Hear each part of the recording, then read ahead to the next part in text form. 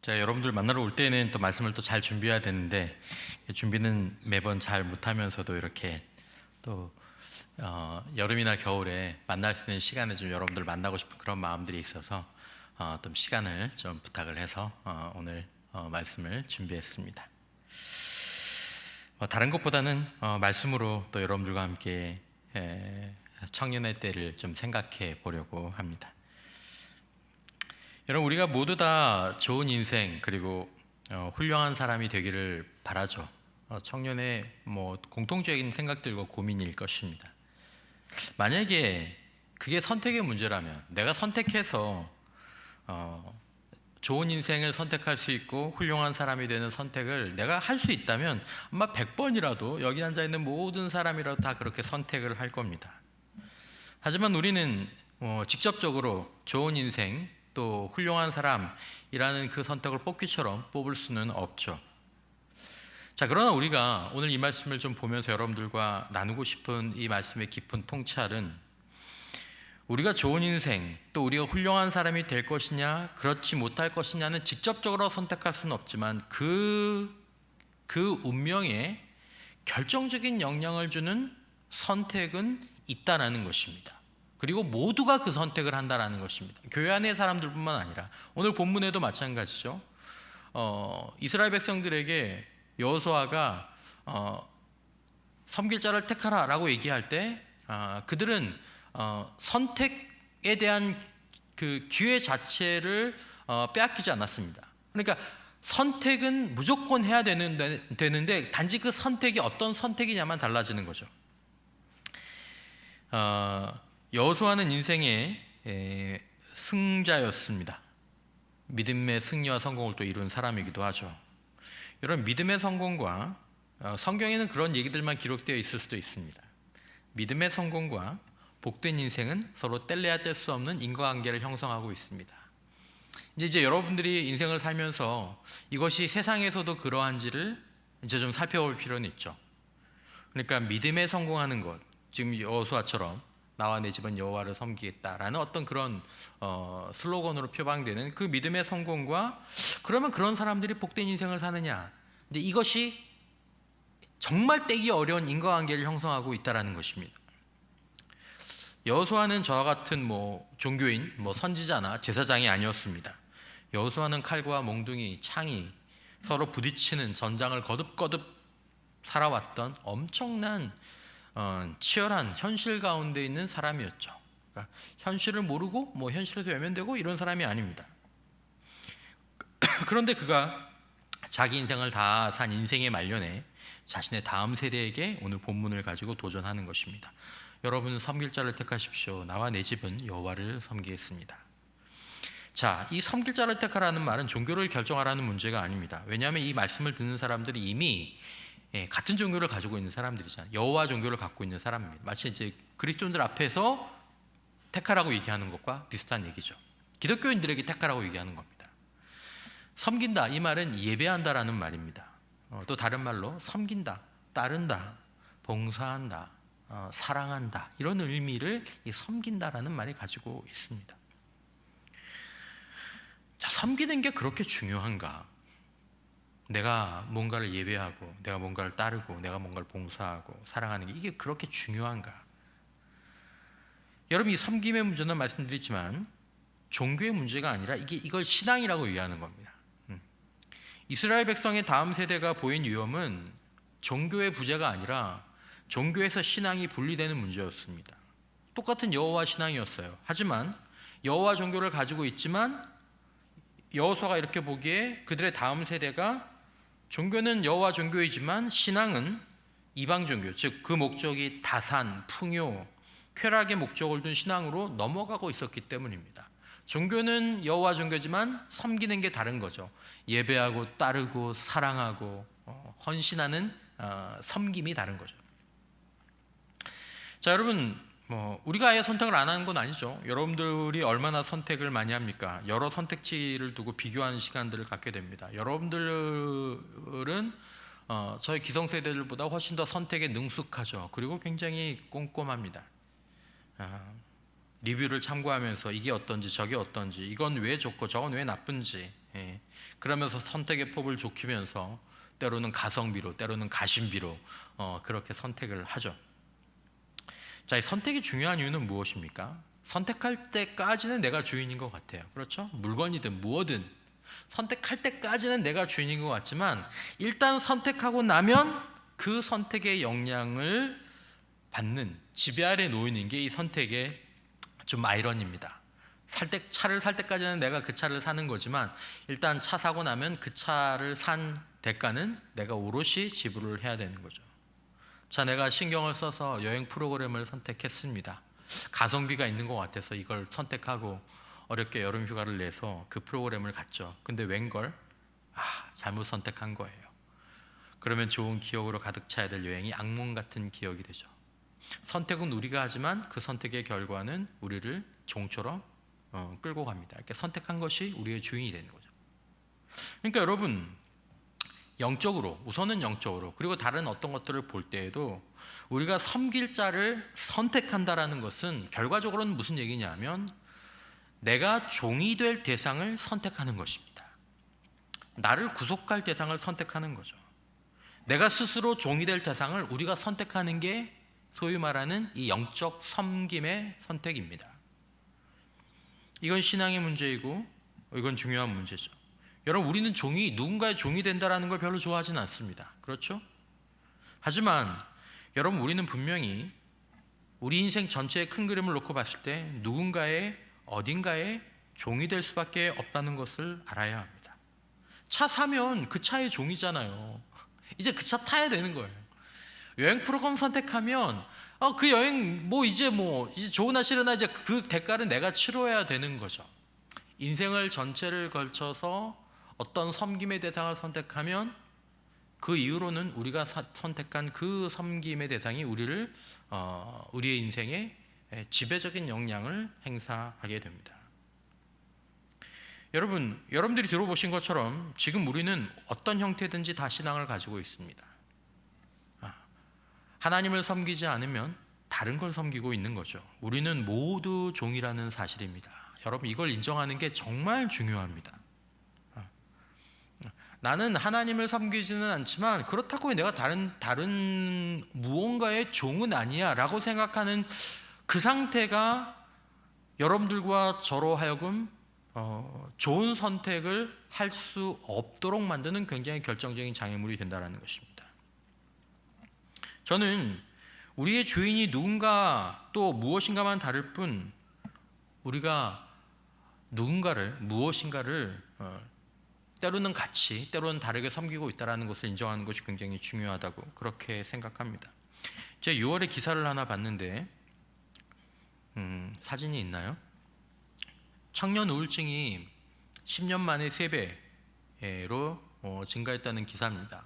그러니까 청년 10명 중에 2명, 3명은 우울감이나 또 이 우울증으로 느끼면서 살아가게 된다라는 거죠. 그 기사에 보면 이런 글이 있었습니다.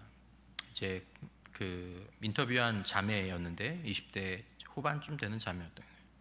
이렇게 썼어요. 살아있는 것이 고통으로만 느껴지고 이 세상에 내가 원래 없던 것처럼 나를 사라지게 만들고 싶다는 생각을 많이 했습니다. 반짝반짝이던 제가 사라지는 기분을 느꼈고, 저는 이런 대목이 좀 가끔씩 이렇게 울컥울컥해요.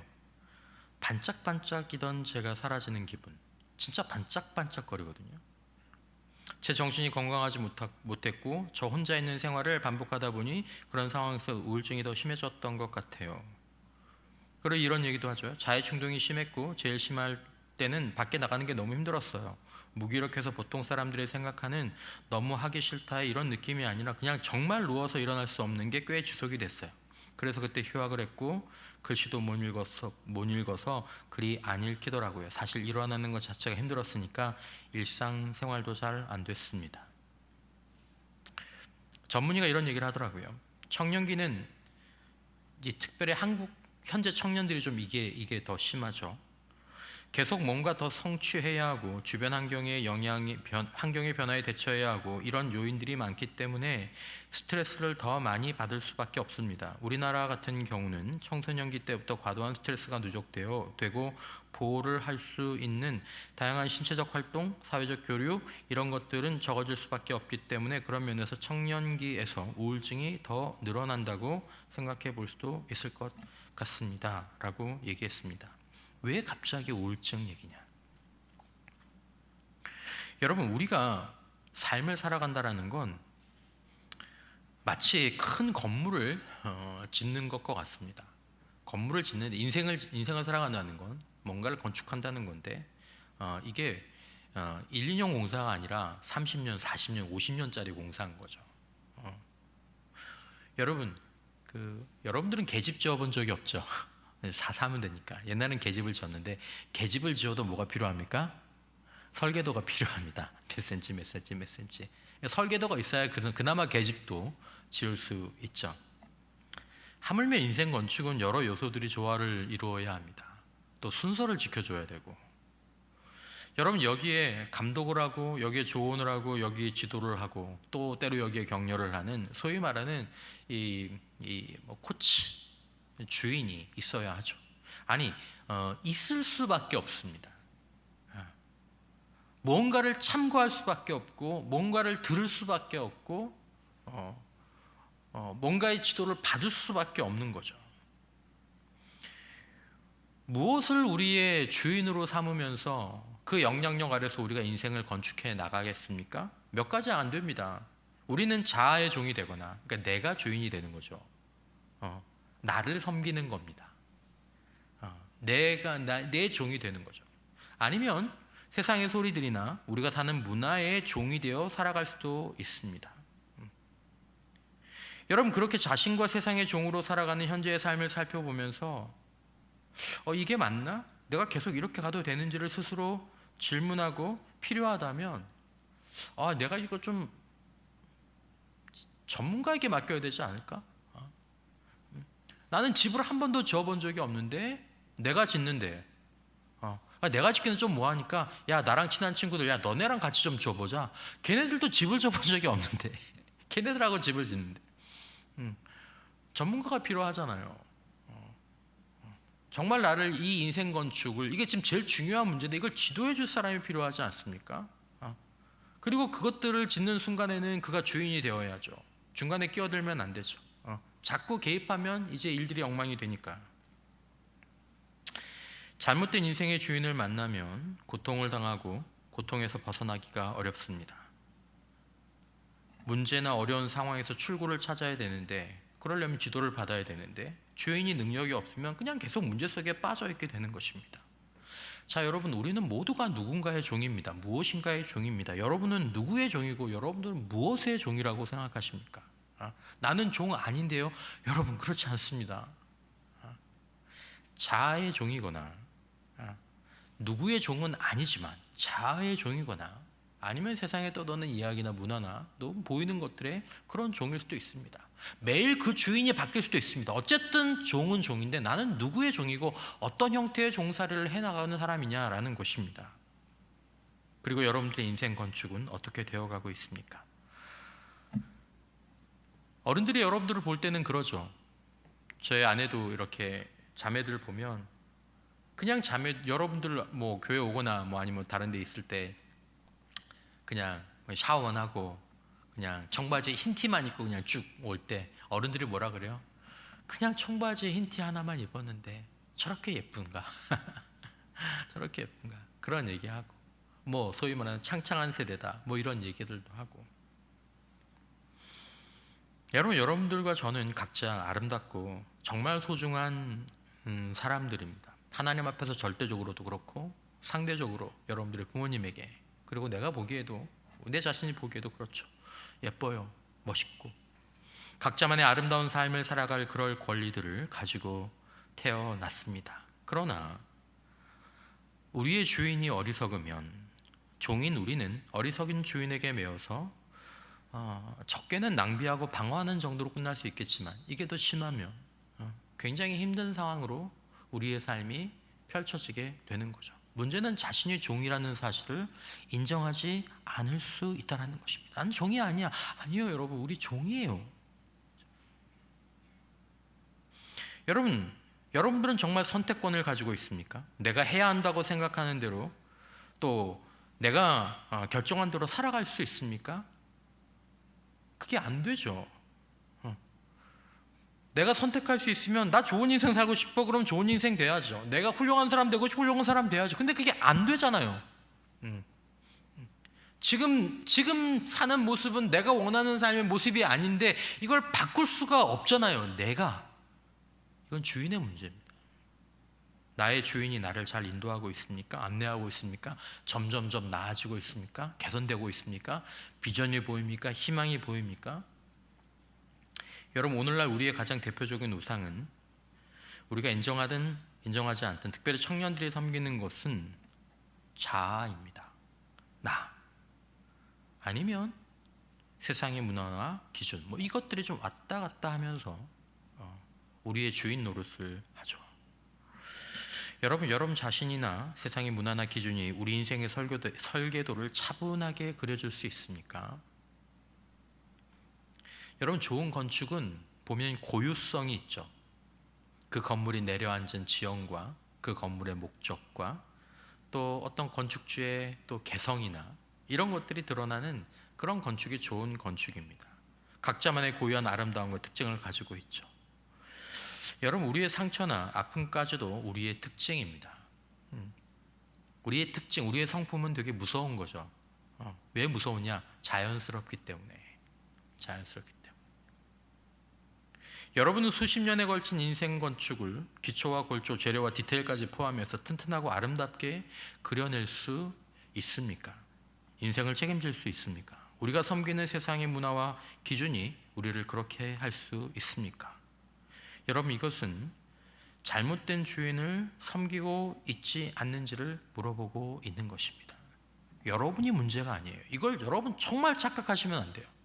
여러분이 문제가 아니에요. 여러분의 주인이 문제예요. 우리가 문제가 아니에요. 우리의 주인이 문제예요. 왜냐하면 우리는 주인에 따라서 달라지는 존재이기 때문입니다. 나에 따라서 달라지는 존재가 아니에요. 우리가 자아의 종이 되거나 세상의 종이 되어 자아와 세상을 섬기는 이유는 어쩌면 그게 자유로워 보이고 멋있어 보이기 때문일 것입니다. 하나님 섬기면 뒤에 좀 얘기하지만 하나님 섬기는 거 이건 정말 좀 답답해 보여. 그러나 자아의 종이 되고 세상의 종이 되는 게 이게 조금 더 자연스럽고 자유스러워 보이기 때문일지 모르겠습니다. 여러분, 그것이 에덴 동산에서 아담과 하와가 하나님을 섬기는 것을 포기한 이유입니다. 거기에 보면 유명한 표현이 나오죠. 아담과 하와가 선악과를 봤을 때 그 선악과가 어떻게 보였어요? 보암직하고 먹음직하고 지혜롭게 할 만큼 탐스럽다. 여러분, 놀라운 표현이에요. 보암직하고 먹음직하고 탐스럽다. 나를 망하게 할 것들이 그렇게 보인다는 거죠. 여러분, 참 아쉬운 것은 우리가 세상에서 진리라고 얘기하는 것들, 종교적인 가치를 떠나서 여러분들에게 정말 필요하고 고귀하게 여기는 것, 어떤 것들이 있습니까? 지혜, 지식, 또 건강, 영성, 참된 사랑이나 어떤 그런 우정. 여러분, 그 좋아 보이는 것들이 대부분 어떻게 보이나요? 보암직합니까? 먹음직한가요? 탐스럽은가요? 그렇지 않습니다. 그런 것들은 대부분 지루하고 지루해 보이고 따분해 보이고 뭔가 내 인생을 희생해야 될 것 같고 무겁게 느껴집니다. 그러니까 쉽게 선택을 받지 못하고 누군가 그걸 권유하면 우리가 피하게 되는 겁니다. 야, 같이 운동하자. 힘들어. 야, 공부하자. 싫어. 좋은 거 하자. 안 될 것 같아. 그게 그렇게 안 보이는 거예요. 여러분, 무슨 의미입니까? 여러분들이 끌리고 당기는 것을 하려고 한다면, 여러분이 좋아하는 것을 섬기려고 한다면 여러분과 저는 자신에게 필요한 선택, 좋은 선택을 하지 못할 가능성이 아주 크다는 것입니다. 저도 마찬가지입니다.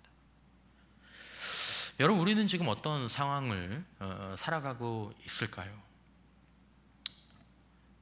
사람들한테, 어른들한테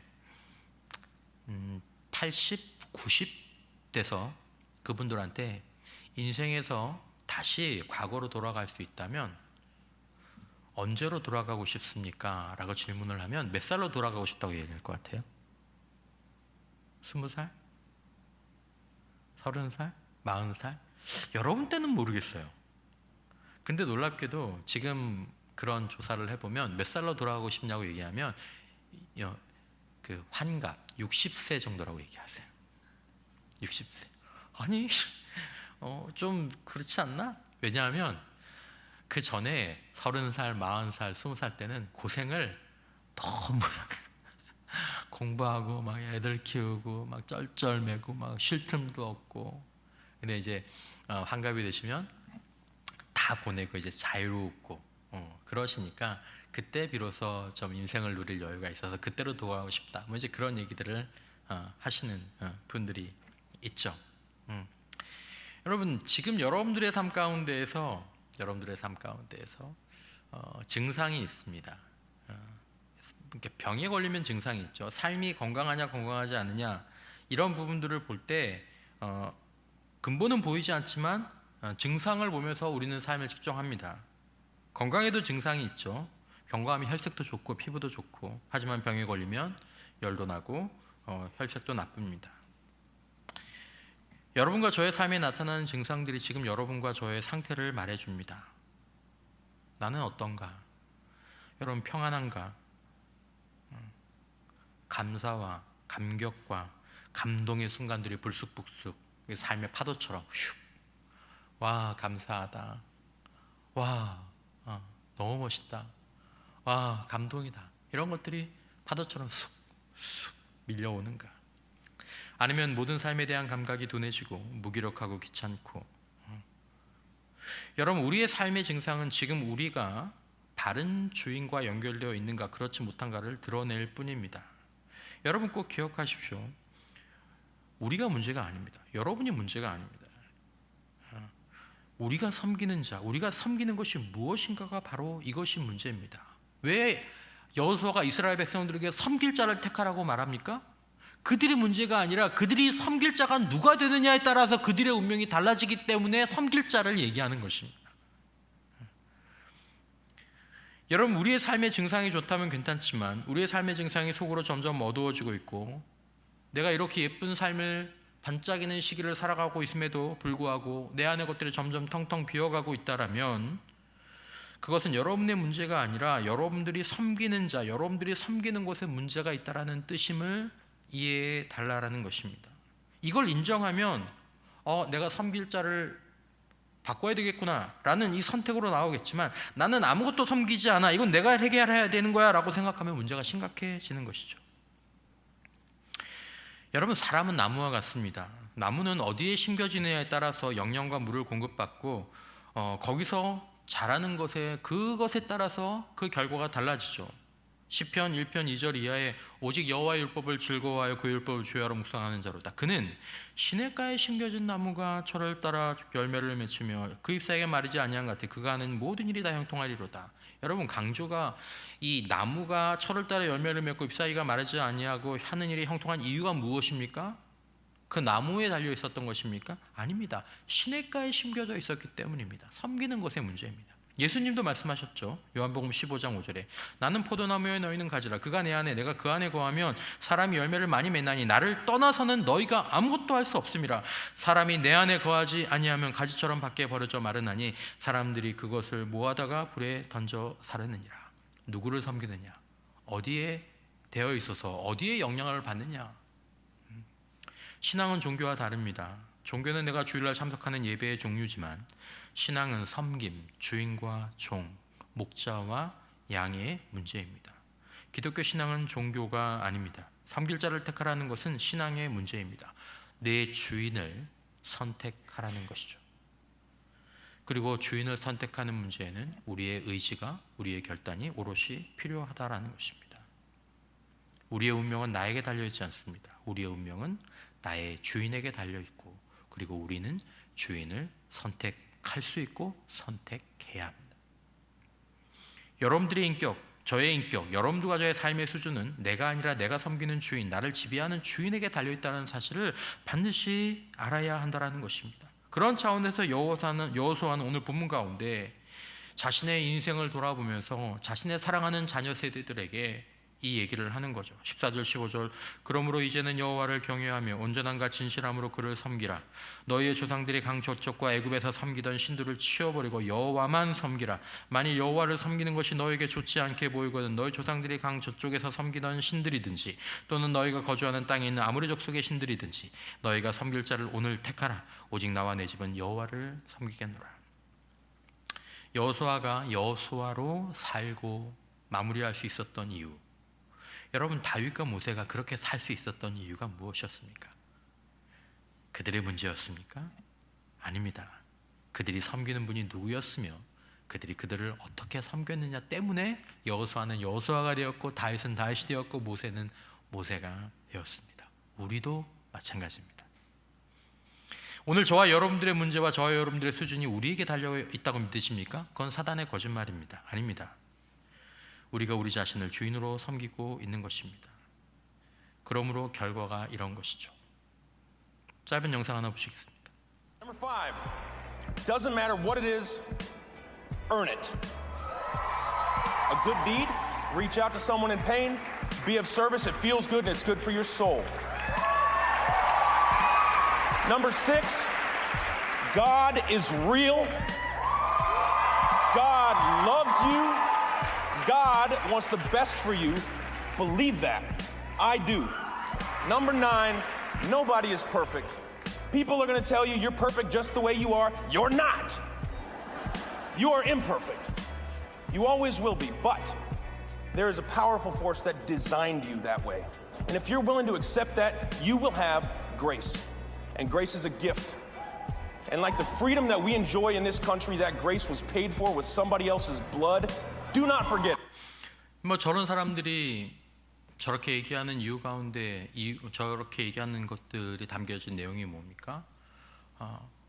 자신을 불완전함을 수용할 수 있는 이유가 뭡니까? 그들은 자신들을 섬기는 자와 하나님과 이렇게 연결되어 있는 거죠. 여러분, 우리는 섬기는 사람들입니다. 나는 이제껏 아무것도 안 섬기는데 하나님을 섬기려니까 쑥스럽네? 아닙니다. 우리는 지금까지 다 신앙을 가지고 있습니다. 나에 대한 신앙, 세상의 문화와 가치들에 대한 신앙, 그것이 오늘 나의 삶이고 오늘 우리의 삶으로 그 결과로 드러난 것일 뿐입니다. 이걸 잘 이해하셔야 합니다. 나는 신앙이 없던 사람이 아니에요. 여러분들에게는 신앙이 있습니다. 단지 그 신앙의 종류를 이제 전환할 때가 오지 않았느냐, 전환할 때가 왔구나, 전환해야 되는구나 라는 걸 여호수아의 마음으로 오늘 여러분들과 나누는 것입니다. 여러분, 우리가 달라져야 한다면 방법은 무엇입니까? 내가 달라져야 됩니까? 아닙니다. 우리가 달라져야 한다면, 우리가 더 아름답게 우리답게 우리의 인생을 건축해야 한다면 우리는 최고의 주인을 섬기는 것을 선택해야 합니다. 무지하고 겉만 번지르하고 아는 것도 부족하고 힘도 없으면서 허세만 가득한 그런 주인과의 관계를 단절하고 우리와 우리의 후손을 진정으로 복되게 할 수 있는 주인을 선택하여 섬기는 것입니다. 이건 종교의 문제가 아니라 섬김은 사랑의 문제, 헌신의 문제, 순종의 문제입니다. 신앙은 섬김입니다. 여호수아는 섬길 자를 택하라 라고 얘기하면서 마치 권유하듯 얘기했지만 사실 이것은 명령이죠. 그렇게 살라라는 거죠.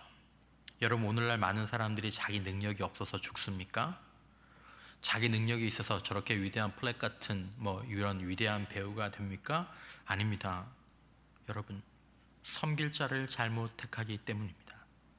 혹은 자신이 섬긴다는 사실을 모르고 섬기다가 그렇게 마르고 버려지고 사라지는 것입니다. 여러분, 하나님을 선택한 인생, 하나님을 섬기고 사랑하고 헌신하고 순종한 삶은 결코 후회가 없습니다. 그러므로 여호수아는 인생의 결론으로 이 말을 하는 것입니다. 보신 분들도 많이 있겠지만 그 덴젤 워싱턴의 어떤 공로상, 영화 공로상 수상 소감의 한번 일부입니다. 조금 한 3분. I'm up here to say thank you to God for giving me this ability, for blessing me, for shaping me, for chastising me, for teaching me, for punishing me, for allowing me to be a vessel and touch people around the world. My mother, she's 95 years old now. She's something else. She's tough. Everything ends because I'm your mother, that's why. Shut up. Still, the other day, because I'm your mother, that's why. Shut up. To my father, who taught me by example how to be a gentle man, the most important person in my life. 40 years of sacrifice, 40 years of forgiveness. She taught me about faith, spirituality, love, real love, unwavering love, in spite of myself. I would not be alive without Pauletta Washington. I wouldn't be alive. Small minds discuss other people, gossip. Good minds discuss events. Great minds discuss ideas. I was Eleanor Roosevelt.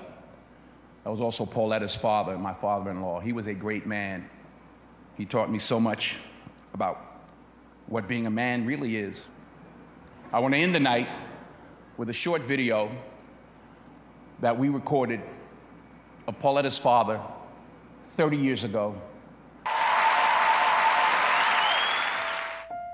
We were put here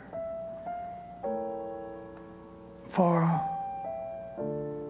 a reason. God created man, and God intends for us to love all mankind.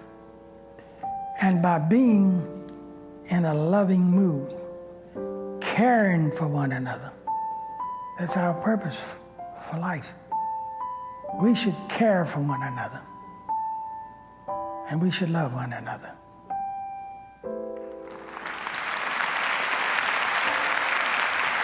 In this Twitter tweet, meme, mean world that we've created for our children, the least we can do is consider what we've done and think about the young people, the future, and individually, collectively do the best we can to try and turn this thing around. I blame no one. I look in the mirror.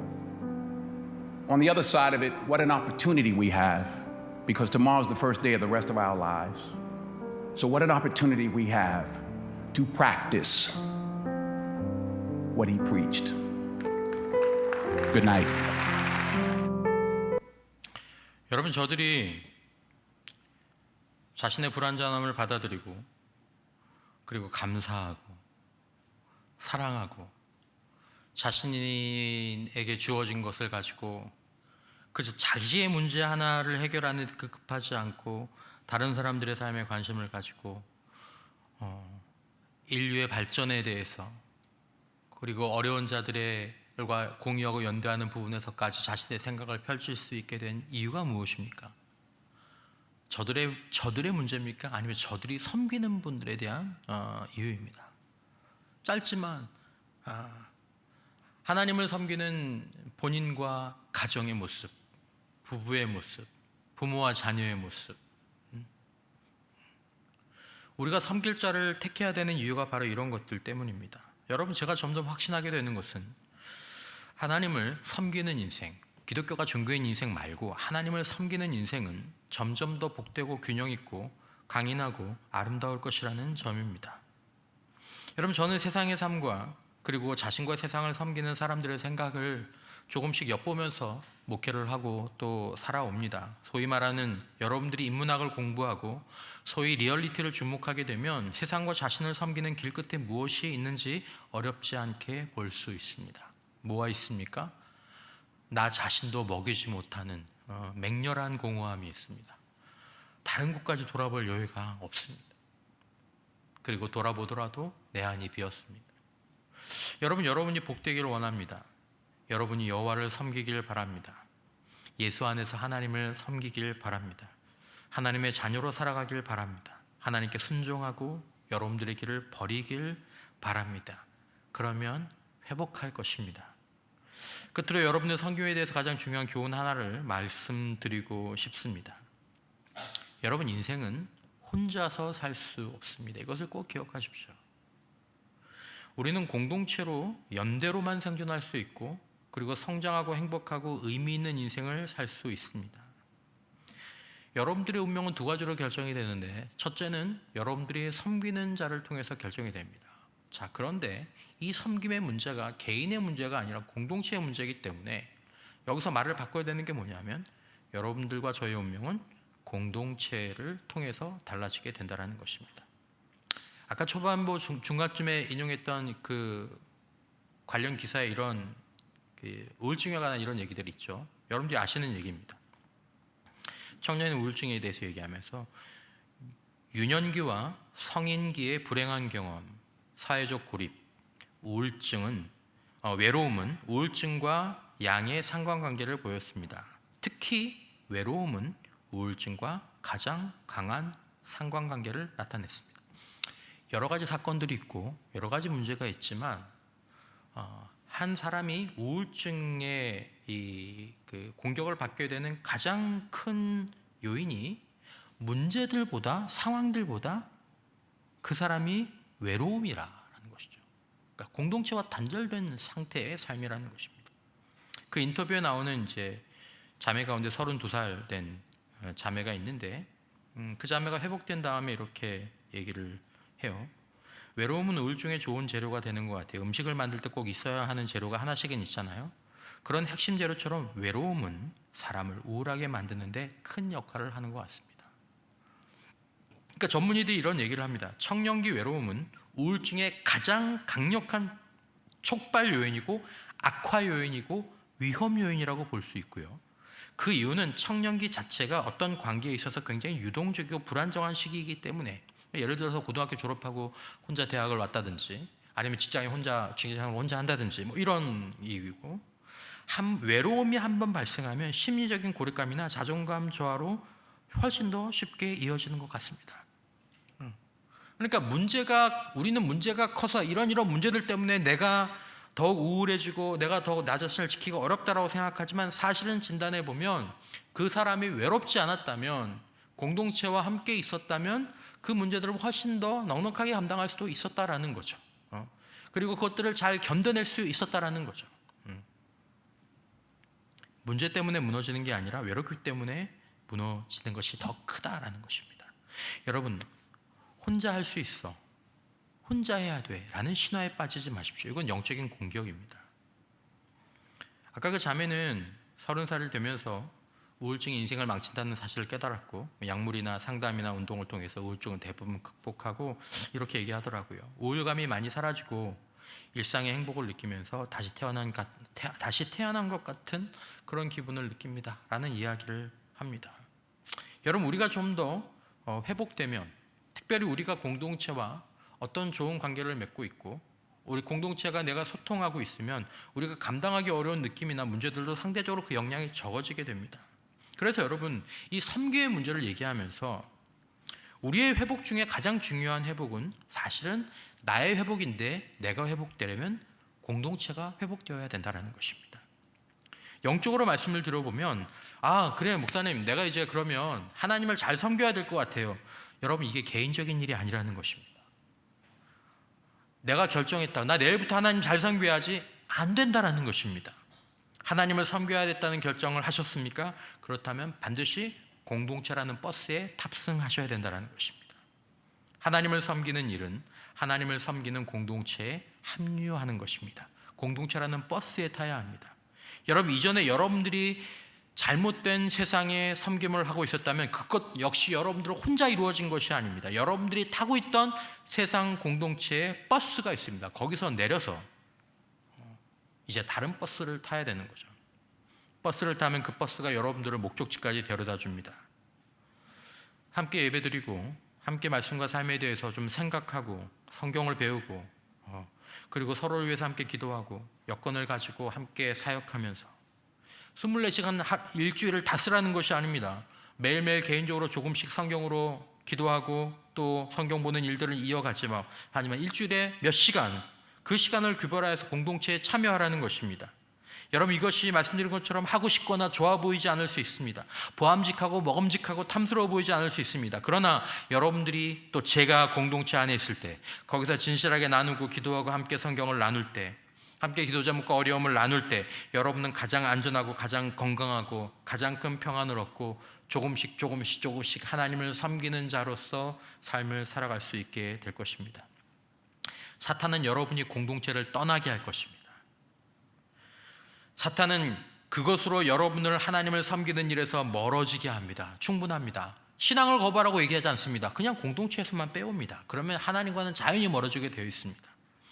사탄은 여러분들을 공동체에서 떠나게 할 것입니다. 여러분들이 공동체에서 떠나기만 하면 심지어 여러분들의 인생도 위협할 수 있기 때문입니다. 인생을 포기하라고 얘기하지 않습니다. 단지 공동체를 사라지게 만들 뿐입니다. 여러분, 착각하시면 안 됩니다. 내 신앙은 내가 지킨다? 아닙니다. 내 신앙은 내 공동체가 지켜주는 것입니다. 맺습니다. 우리가 섬기는 것으로 결정됩니다. 우리는 무엇인가를 섬기는 사람들입니다. 그리고 우리의 상태는 우리가 아니라 우리가 섬기는 것으로 결정이 됩니다. 여러분, 저와 여러분들이 이것을 기억하면서 여호수아의 권면처럼 하나님의 종, 하나님의 자녀가 되어 가시기를 바랍니다. 반드시 회복되고 균형을 찾게 될 것입니다. 그런 결단을 가지고 공동체에 참여하고 좋은 공동체와 좋은 교회를 참여해서 만들어 가십시오. 말씀과 예배와 교제와 기도와 사역의 균형을 맞추어 가십시오. 우리의 운명은 우리가 아니라 우리가 섬기는 자에게 달려 있습니다. 섬길 자를 택하시고 공동체를 택하시고 인생의 복된 전환점을 마련하는 사랑하고 존귀하고 아름답고 멋진 반짝반짝 빛나는 우리 청년들 되시기를 주님의 이름으로 축원합니다.